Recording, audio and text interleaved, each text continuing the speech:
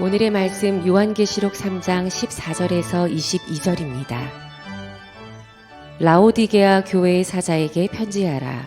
아멘이시오, 충성되고 참된 증인이시오, 하나님의 창조의 근본이시니가 이르시되, 내가 네 행위를 아노니 네가 차지도 아니하고 뜨겁지도 아니하도다. 네가 차든지 뜨겁든지 하기를 원하노라. 네가 이같이 미지근하여 뜨겁지도 아니하고 차지도 아니하니 내 입에서 너를 토하여 버리리라. 네가 말하기를 나는 부자라, 부요하여 부족한 것이 없다 하나 네 곤고한 것과 가련한 것과 가난한 것과 눈먼 것과 벌거벗은 것을 알지 못하는도다.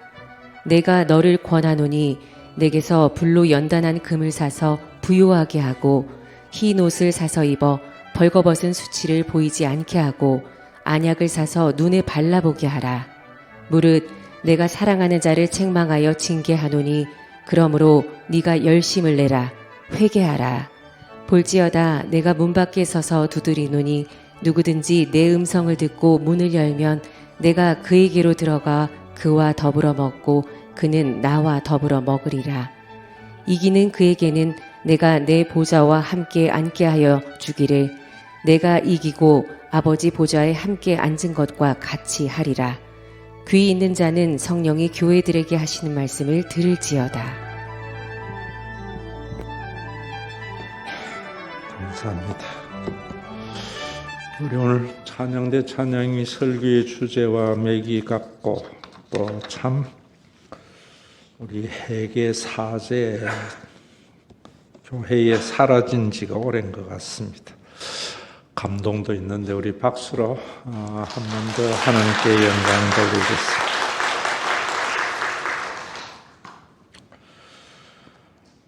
우리 라오디게아 교회를 향하여 천국의 맛을 잃은 교회라는 제목을 잡았는데 이 제목을 잡으면서 오늘 우리 한국 교회의 모습이 라오디게아 교회와 같이 천국의 맛을 잃은 교회는 아닌가 이런 생각이 들어서 마음이 좀 답답하고 먹먹했습니다.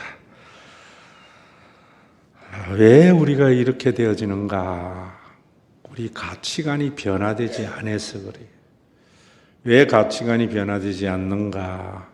목사님들이 세상의 통념이나 인문학에서 말하는 것으로 성경을 각색해서 그렇습니다. 또 성경의 내용을 문자적으로 이해를 해서 원래 말씀이 의도하는 바를 제대로 선포하지 않기 때문에 자신도 자신이 믿는 것이 바르다고 생각하고 교인들에게도 그 말씀을 전함으로 말미암아 새로워지거나 거듭나지 않아서 그렇다 이런 생각을 합니다. 20절에 보면은 아마 대학을 다니거나 학교 다닐 때에 선교단체에서 좀 활동하신 분들은 이 말씀 다 암송하지. 내비게이터의 69절 같은 데에 있는 그런 말씀인데 볼지어다 내가 문 밖에 서서 두드리노니 누구든지 내 음성을 듣고 문을 열면 내가 그에게로 들어가 그와 더불어 먹고 그는 나와 더불어 먹으리라. 하느님께서 이래 약속 안 해주셨나? 지금도 형제님 자매님 만분 밖에서 예수님이 두드리고 계십니다. 마음의 문만 열면은 주님이 마음 안에 들어가서 먹고 마시게 됩니다. 이렇게 생각하셔서 구원의 은총 아래서 신앙의 기쁨을 누리세요라는 것은 크게 틀린 말은 아니지만 본문이 의도하는 하나님의 본질적인 메시지를 놓쳐버리는 것이 문제다 이렇게 생각합니다. 그리고 또 성경을 깊이 연구하지 아니하면은 여기에 보면은 네가 차지도 않고 뜨겁지도 아니하도다. 그래서 내 입에서 토하여 내리라고 하지 않았나. 언제까지 예수를 그래 뜨뜻미지근하게 믿는 것도 아니고 안 믿는 것도 아니고 그렇게 믿을래. 주님이 토하여 낸다고 하지 않았나? 열심히 좀 믿고 또 열심히 믿음으로 말미암아 신앙의 맛을 좀 보면서 신앙생활해 이렇게 하는 것은 이 말씀의 원래의 의도를 잘 몰라서 하는 말입니다. 연구를 자기식으로 또 문자적으로 해서 그렇습니다. 성경의 해석이 참 쉽지 않아요. 제가 여러분들에게 말씀을 드린 대로 목사님은 초장의 수많은 피리 소리를 분간해서 선한 목자의 피리 소리를 가지고 양들이 알아듣는 양의 소리로 해주는 분이다.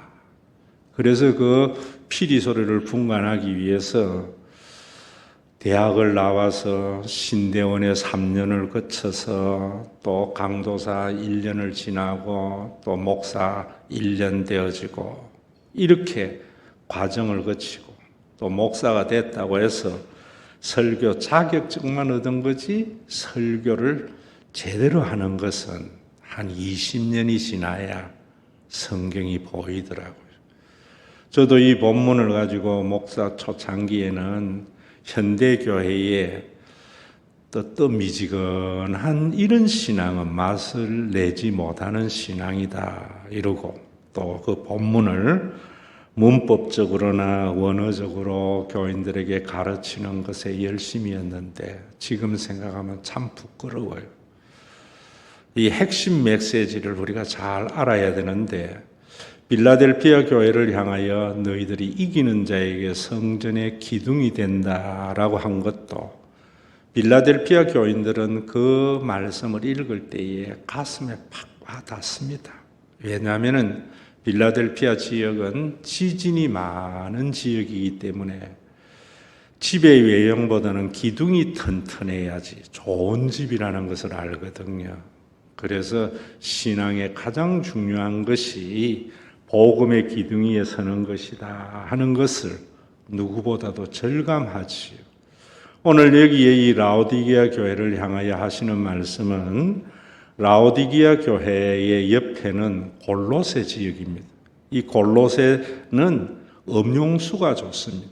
지하수가 아주 차고 맑아서 그 중동 지역의 뜨거운 떼약에서 물 한 잔 먹는 것이 참 맛이 있는 그런 골로새 지역입니다. 또 반면에 히에라폴리스라고 하는 옆에 지역은 온천수가 나는 지역입니다. 그래서 그 온천수에서 몸을 담그면은 온천은 차지도 뜨미지근하면 온천 맛이 없잖아요. 저도 사우나를 참 좋아하는데 반드시 열탕에 들어갑니다. 들어가면서 시원하다 해야 목욕하는 맛, 온천하는 맛이 나잖아요. 뜨거워야 됩니다. 그래서 차근하는 골로새 지역의 음용수를 말하는 것이고 또 뜨거워라는 것은 히에라폴리스 지역의 온천수를 빗대어 하는 말인데 그것에 빗대어서 라오디게아 지역에는 그런 특징이 없습니다. 또 물이 귀했습니다. 그래서 데니즐리라고 하는 그 옆에 있는 도시에서 파이프관으로 물을 공급받아서 사람들이 음용수로 사용을 했습니다. 중동 지역의 뜨거운 햇빛을 통과하여 간에서 온 그 물을 마시면은 차지도 덥지도 뜨겁지도 않는 뜨뜻미지근한 맛. 물을 먹어도 물맛이 없는 그런 걸 말합니다. 교회가 오늘날 그렇다는 거예요. 라오디게 교회가 예수 믿는 맛이 없었다는 거예요. 세상에 있는 사람이나 그렇지 않는 사람하고 별반 다를 바 없는 와서 예배를 드리고 기도도 열심히 하고 신앙생활도 열심히 하는데 그 사람의 가치관이나 삶을 보면은 별반 다를 바 없는 데니즐리에서 공급받아서 라오디게아에서 먹는 그 뜨뜻미지근한 물과 같은 것이 라오디게아 교회의 신앙이다라는 거예요. 그 신앙이 어떤 신앙이냐 하는 것은 그 다음에 17절에 잘 나와 있습니다. 네가 말하기를 나는 부자라 부요하여 부족한 것이 없다 하나. 라오디게아 교회의 교인들은 경제적으로 부유했다는 겁니다. 그 부유함이 언약적 축복의 결과라고 여겼다. 이 말입니다. 이 말이 무슨 말이냐 하면은 오늘날 우리 쓰는 말로 하면은 우리나라가 이렇게 잘 살게 된 것이 하나님이 우리에게 주신 복이야. 이런 말을 한다는 거예요. 여러분들이 살면서 좀 부유하고 자녀가 좀 잘 된 걸 가지고 하나님께서 나에게 복을 주신 것이야 라고 말을 하는 정도라는 거예요. 그런데 그 뒤에 보면은 그런 사람들에게 네 공고한 것과 가련한 것과 가난한 것과 눈먼 것과 벌거벗은 것을 알지 못하는도다. 네가 경제적으로 부유해서 참 만족하고 좋다고 하는데 내 눈에는 볼 때에 너 참 가난하고 불쌍해. 지금 네가 눈이 멀어서 그런 이야기를 하는 거야. 제 오른쪽 눈과 같다는 거지. 우리 어릴 때에 눈떠가 있어서 못 보는 사람을 당달 봉사를 했는데 제 오른쪽 눈이 멀쩡한데 못 보는 것과 같다는 거예요. 여러분들이 알아들은 말로 하면은 영적으로 눈이 열리지 않았다. 그저 세상적인 가치관만 가지고 있다. 제가 잘 쓰는 말로 신앙생활은 하지 못하고 종교생활만 하는 거구나. 그러면서 벌거벗은 것. 우리 어릴 때에 벌거벗은 임금님 다 읽었잖아요. 늘 좋은 옷을 입기를 원하고 남들이 안 입는 옷을 입기를 원했던 임금. 당대의 최고의 디자이너에게 옷 좀 맞춰봐라 하니까 뭐라 그랬어요? 이제는 더 이상 저 없어서 그냥 옷을 만드는 신용, 입히는 신용만 하고 벌거벗은 임금에게 너무나 멋있다고 이러니까 착각을 해가지고 사람들에게 벌거벗은 몸으로 나가면서 자기가 제일 멋있는 것과 같은 정신병자지요. 그런 것이 라오디게아 교회의 모습이다. 우리가 흔히들 하는 이야기 중에 우리가 하나님에게 이렇게 복받았다 하지만은 예수 믿어서 언약적 축복의 결과라고 할 수 없는 것은 교회에 안 다니고 예수 안 믿는 사람들은 교회 다니는 사람보다 훨씬 더 부자인데 그런 이야기를 하는 걸 보면서 세상에 있는 사람들은 저 예수생이 정신병자 아니냐.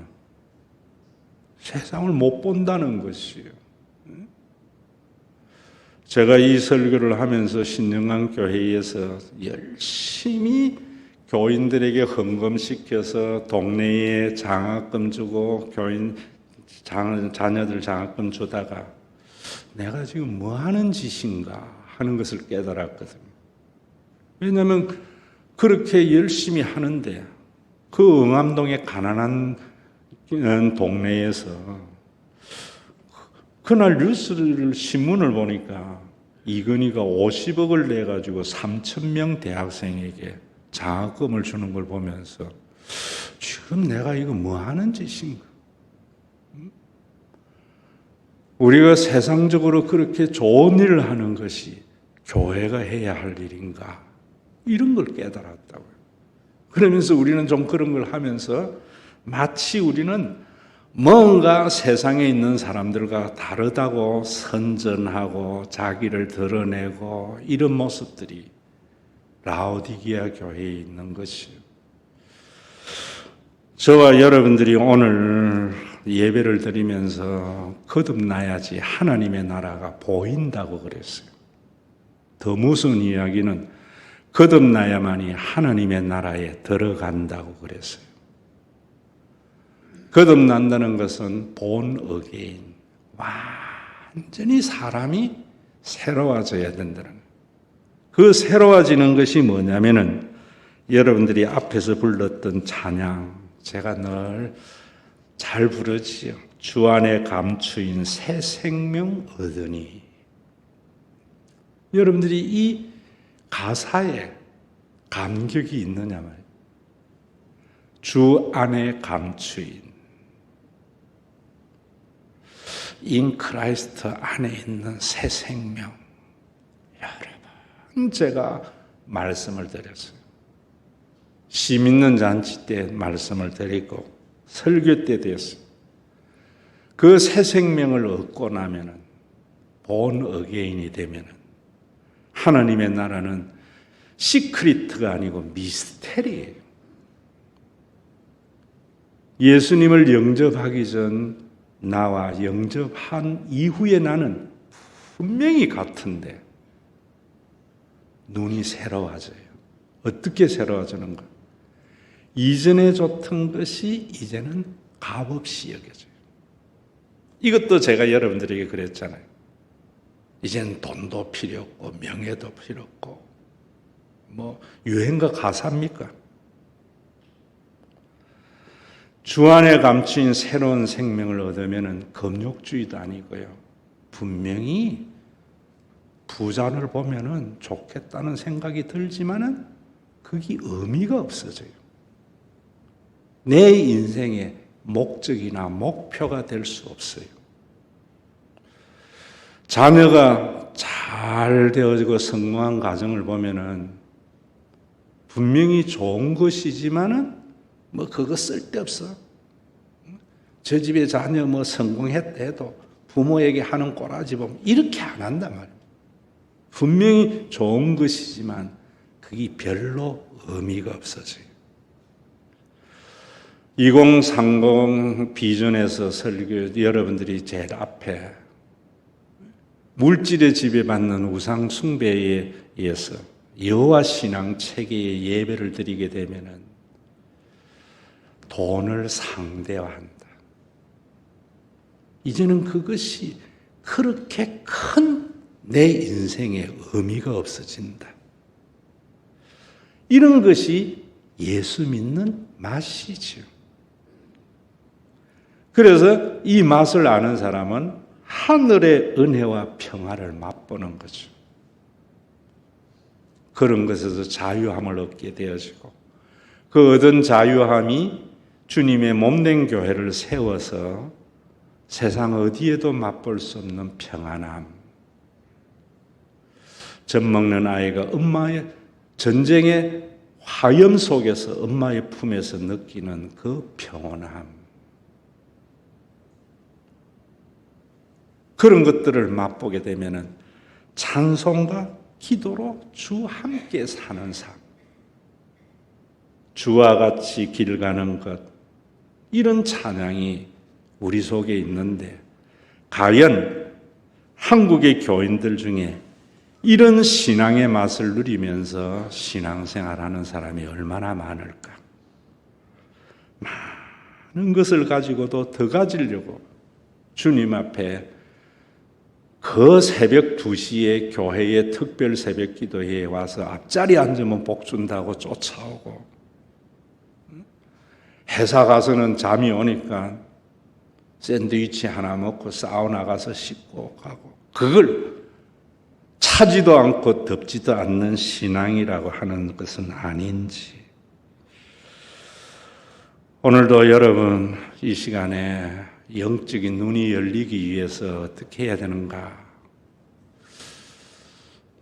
이번 주에도 제가 참 어디까지 말해야 되느냐 이게 설교자로서의 고민이었고 어떤 교인하고 이야기하니까 그러더라고. 목사님 평생 설교를 들었는데 요즘 들어와서 생각이 좀 바뀌기 시작합니다. 그게 뭐냐면 영적인 눈이 열려져 가는 거거든요. 내가 보는 것이 진짠가 하는 것을 알게 되거든요. 저는 예수 믿는 정신병자들이 어떤 자들이냐 하면 예수 믿는 거 아니죠. 교회 다니는 정신병자들은 지가 보는 게 다라고 생각하는 사람, 듣는 게 다인 줄 아는 사람, 진리 앞에 서면은 내가 보는 게 다가 아님을 알게 되어져요. 내가 듣는 게 다가 아님을 알게 되어져요. 날마다 진리 되신 하나님 앞에서 죄인된 내 모습을 보는 것이요. 그게 무릎을 꿇는 거거든요. 그게 예배거든요. 이런 사람들은 예수를 믿는 연좌가 더해 갈수록 그 모습 속에 주님의 모습이 점점 드러나는데, 그 주님의 모습이라는 게 뭡니까, 우리? 참 입에 욕 나오는데, 어떤 목사도 아닌 목사, 왜 유명해졌는가? 청교도 세미나 해가지고. 여러분, 교회는 거듭나는 것은요, 소유자가 아니고 관리자의 삶을 사는 겁니다. 여러분들이 이 변화가 있으면은요, 참 자유하게 되어져요. 그런데 인간은 착각하는 거예요. 내 호주머니에 있어야 내 것이라 생각하는 거예요.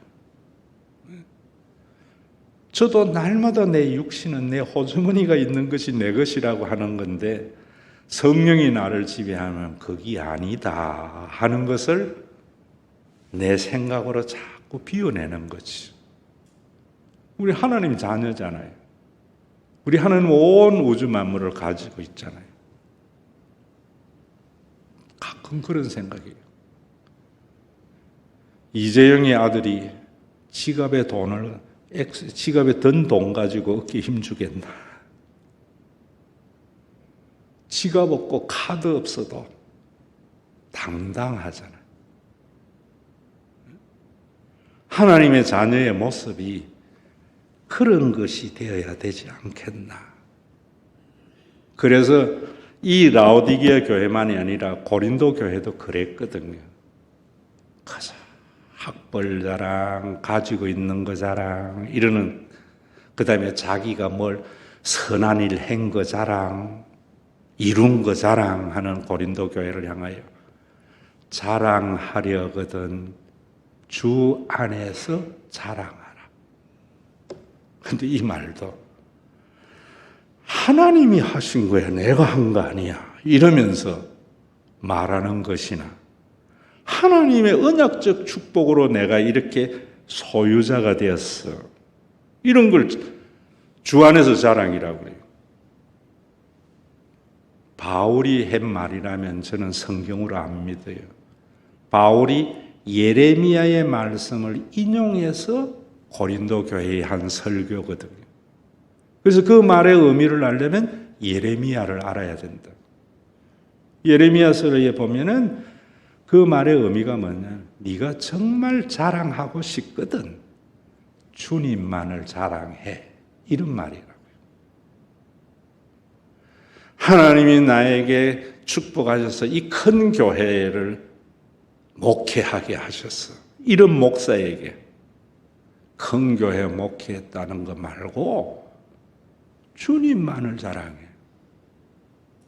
자격 없는 너를 하나님의 자녀 삼아주시고 목사 삼아준 걸 자랑해야지. 뭐 하는 짓이야, 이런 말이거든요.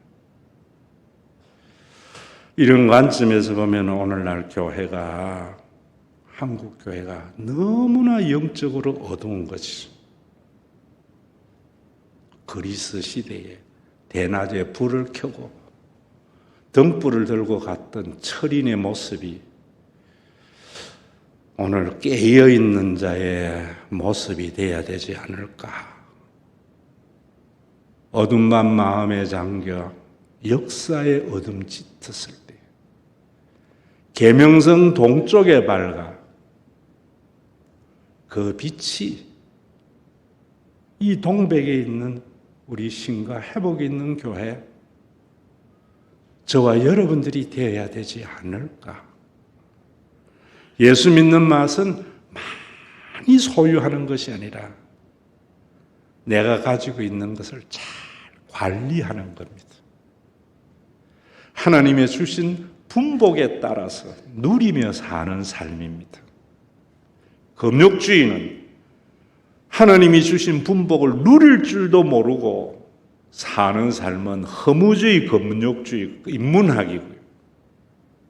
복음은 하나님이 100만 원 주셨으면 100만 원 안에서 누리면서 나누며 살고, 1000만 원 주시면은 1000만 원 주신 것에서 누리며 나누며 살아도 어디 가도 아무리 가지고 있는 자 앞에서도 당당한 삶. 무엇을 보면서 사느냐 하는 것이 참 중요한 것 같아요. 요즘은 이런 샘플이 없는 게 안타까워요. 예전에 교인들은 그런 거 있잖아요. 교회에 다니면서 우리 장로님 같은 믿음만 있어도,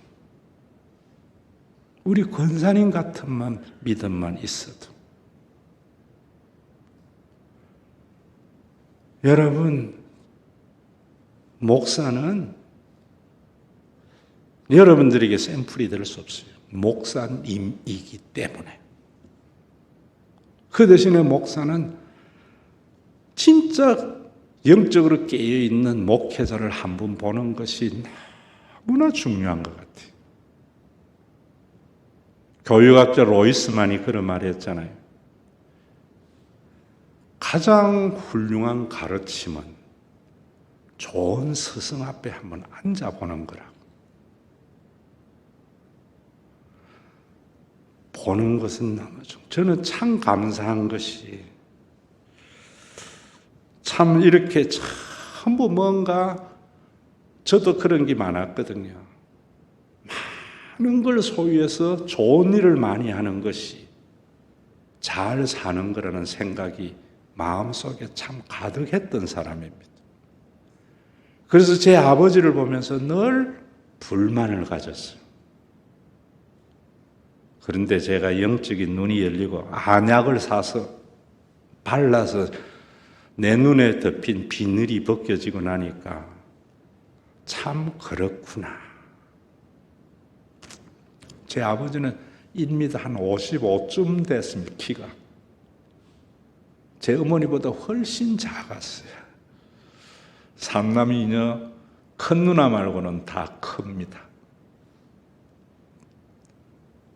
몸집은 이렇게 큰 분인데 참 당당해요.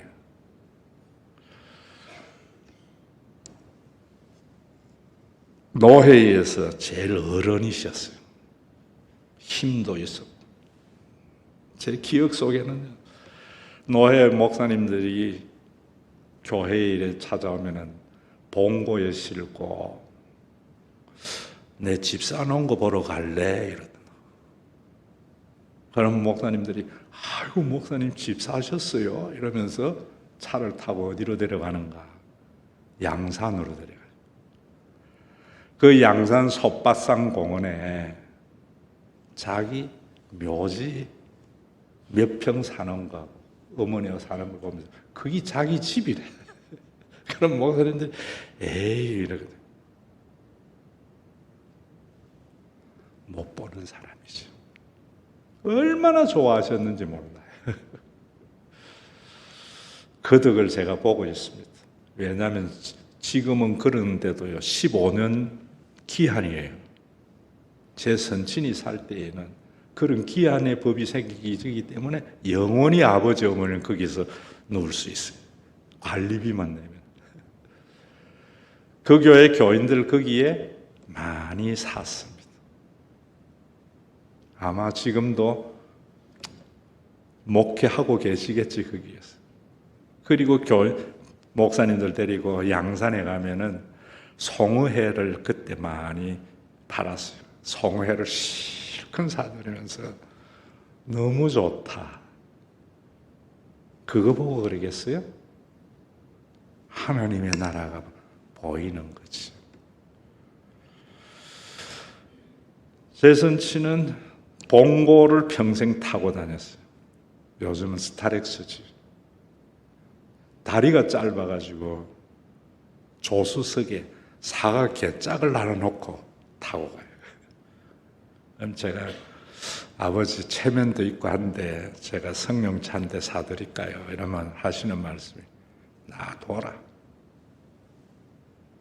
우리 노회에 내무시할 목사 어디 있나? 쉽지 않습니다. 주 안에 있어야 됩니다. 소유자가 아니고 관리자의 삶, 하나님의 것을 맡았다는 생각이. 내가 목회하는 것이 부산의 대신동도 아니고 대연동도 아니고 제일 못 사는 적기인데 모든 교인들이 공중 화장실에서 아침에 그 처리하려고 줄 서서 기다리는 이 동네에 내가 목회하면서 이래 사는 게 자랑이지. 여러분, 참, 이런 한국 교회였어요. 이번에도 참, 저는요, 정신병자라 생각해요. 영적인. 개척 몇 년 하지 않았는데 사태 큰 거 샀다고 자랑해. 옛날에는 싹군 목사인 것을 드러내는 거예요. 저도 아끼고 했으면 지금쯤 한 20억은 못 왔을 것 같아요. 그런데도 아직까지 우리 교회는 비전 헌금 좀 있는 거고, 저는요, 이것도 뭐 자랑할 것도 아니지. 삼천에 120만 원에 월세 살지만은, 무엇이 자랑인가? 무엇을 보고 있느냐 하는 게 중요해요. 무엇을 보고 있느냐. 십자가에 달려 돌아가시고 성령을 보내신 그리스도의 사건을 보고 있느냐. 세상을 교회가 보게 하는가.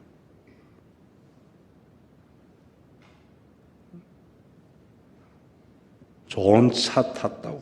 진짜. 친구 목사 하나는요, 밥은 맨날 지가 산대. 사실은 목사님 모이면 거의 내가 밥 다 삽니다. 그런데 하고는 밥값 내라 이랬지만 지가 낸대. 공기밥값만.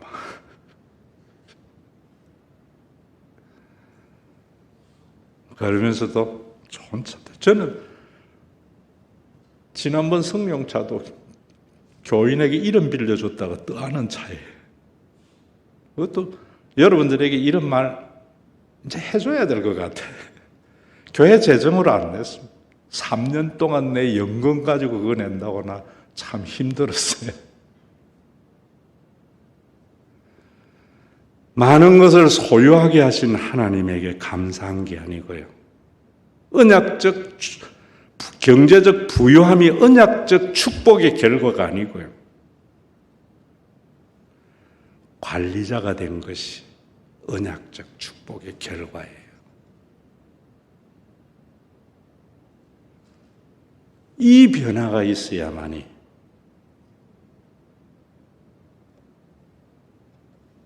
찬송과 기도로 주와 함께 살아갈 수 있습니다. 오늘 여러분, 지난주일도 말씀을 했지만 성경은요, 불가능한 것을 가능하게 하는 게 성경이 아니에요. 예수 믿고 부자가 되고 성공하는 것, 불가능한 거예요. 몇 명이나 됩니까? 가능한 건 뭡니까?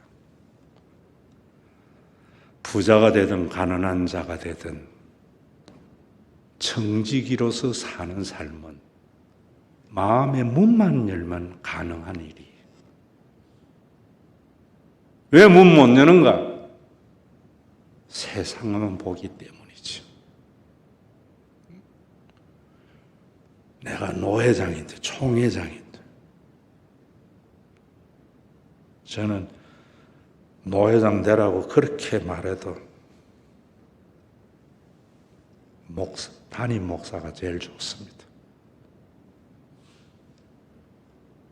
제 무덤에 목사 김종웅보다 성도 김종웅이 더 멋있게 보입니다.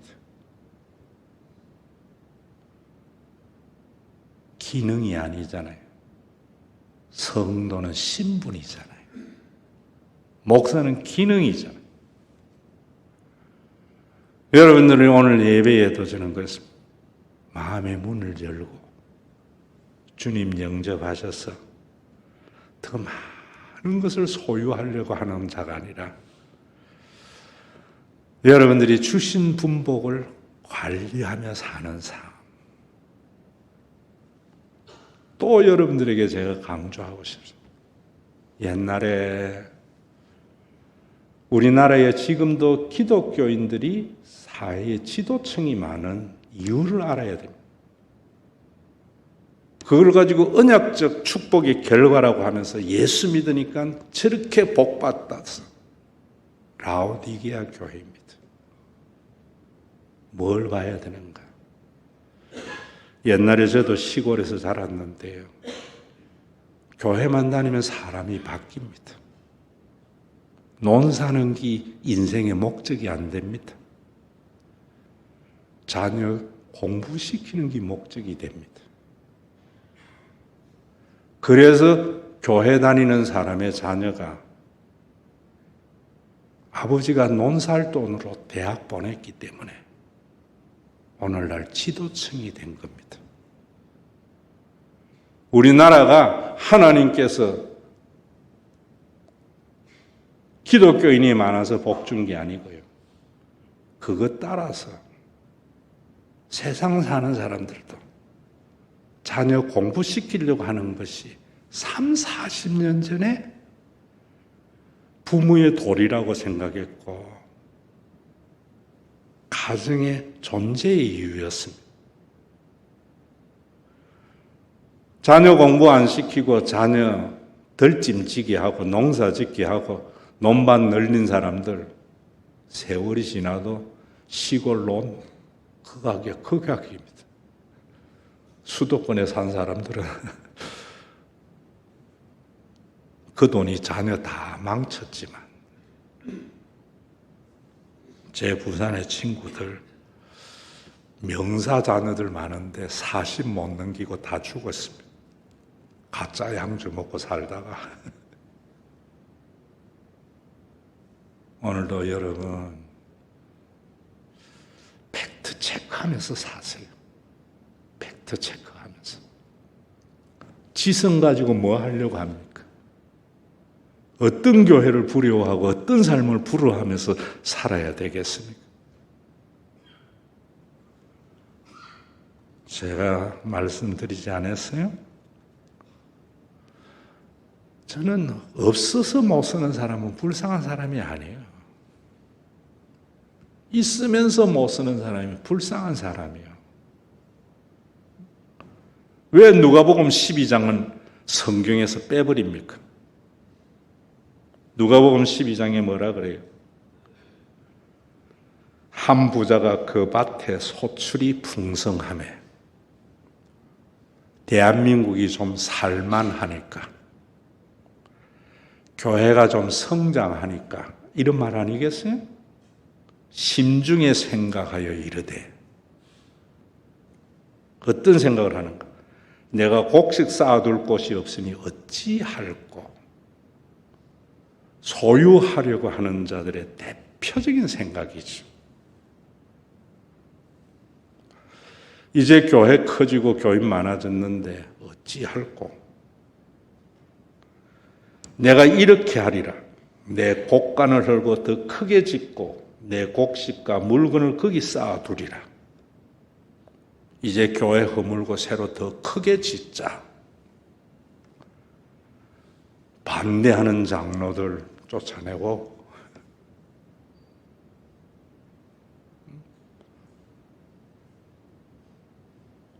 이제 살만하니까 얼마나 새로운 아파트 많은 것 허물어버리고 새 곳간 짓습니까? 그러면서 뭐라 그래요?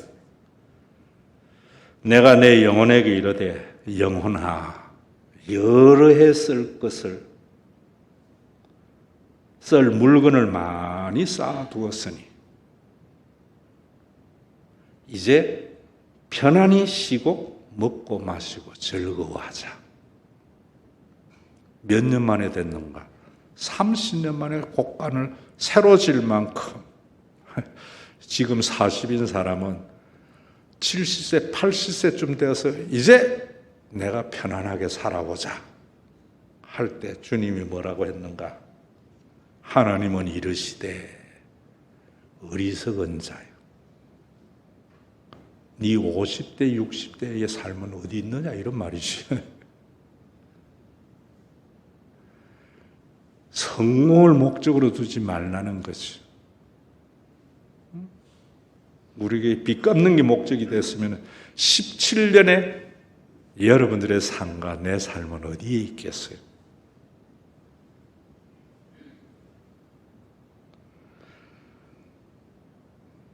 하나님 무슨 말합니다. 오늘 밤에 네 영혼을 도로 찾으리니 내 영혼을 주님께 반납하는 날이 죽는 날입니다. 내 영혼이 내 것이 아니에요. 여기 이 영혼 이러니까 또 뭐 영혼과 육체가 있고 헬라어로는 똑같습니다. 라이프입니다. 라이프. 네 인생은 우리의 인생을 주님 앞에 반납할 날이 있습니다. 여러분들의 라이프 인생이 주님이 7, 80년 이 지상에서 맡겨놓은 것. 뭐라 그래요?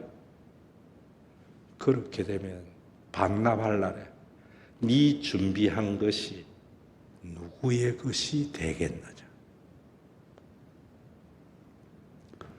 30년 집 살아 소리 살려고 하지 마라 소리 아니라는 걸 알아들어야 돼요. 안 그러면 또 이래 들으면 머리 아파요.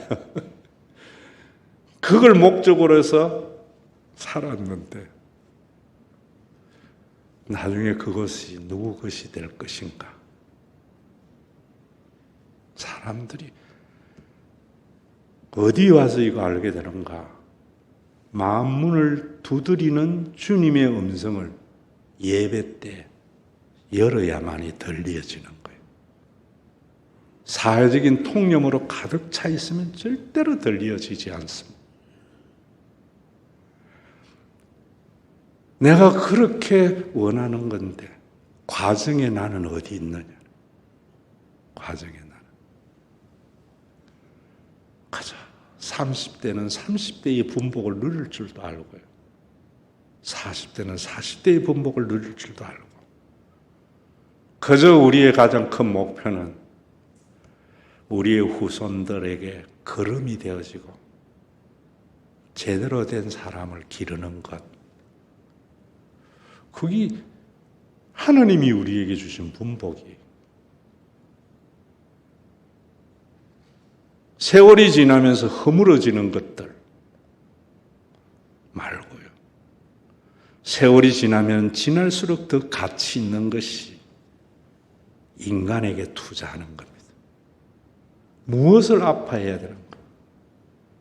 이 나이 되도록 집 못 산 걸 아파해야 되고 이 나이 되도록 뭐 이루지 못한 걸 아파해야 되는 거. 저는 제가 아픈 게 있어요. 우리 교회 젖먹이로 왔는 최정아 집사 아들 지한이, 함상희 집사 딸 보민이 요것들이 요즘 고동부 안 보이는 게 너무 마음이 아파. 그래서 사랑 줬는데 언젠가는 돌아오겠죠.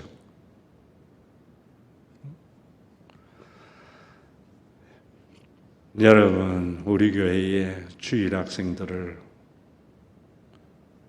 우리 교회 장로가 되고 권사가 되는 그 환상을 보면서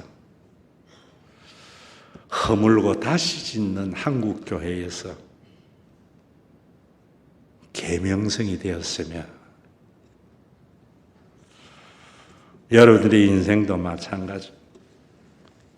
평생 집 한 채 못 사더라도 내 자녀 사람답게 키운 것이 가장 큰 기쁨이 되는 것. 사람답게 키운 것이 뭔가 한번 따라합시다. 아빠가 번 것, 아빠가 다 쓰세요. 저는 그렇게 말할 줄 아이가 성공한 아이라고 생각해요. 대통령이 되고 뭐 변호사가 돼가지고 우리 아빠 저거 좀 남겨놔야지 저리 다 쓰면 되겠느냐. 아빠 정신 차려. 그래.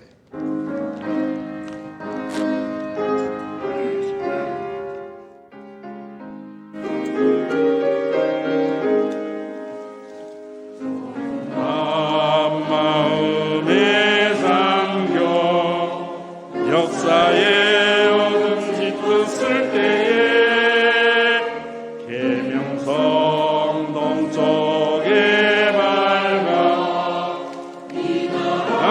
여명이 왔다. 고요한 아침에 나라 이 속에 새롭다. 이미 삶 속에 얽혀 이 땅에 생명 탐로아간다. 옥토에 뿌리는 깊고 하늘로 줄기까지 솟을 때 가지 먹나를 해요. 그 열매 만민이 산다.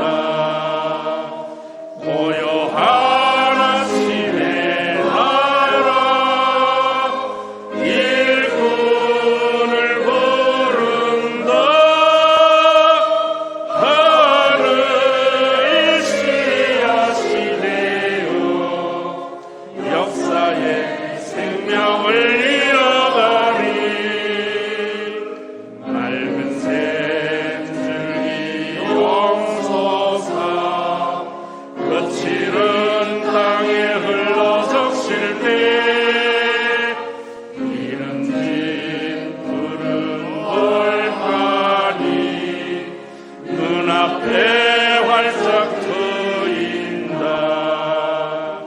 고요한 아침에 나라 새 하늘 새 땅아 빛이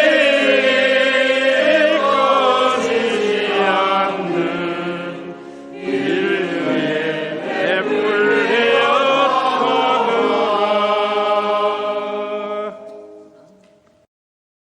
우리 주 예수 그리스도의 은혜와 아버지 하나님의 사랑하심과 성령님의 감동하심이 골로새 지역의 차가운 음용수와 히에라폴리스 지역의 뜨거운 온천수와 같이 본질의 맛을 내는 믿음의 권속들과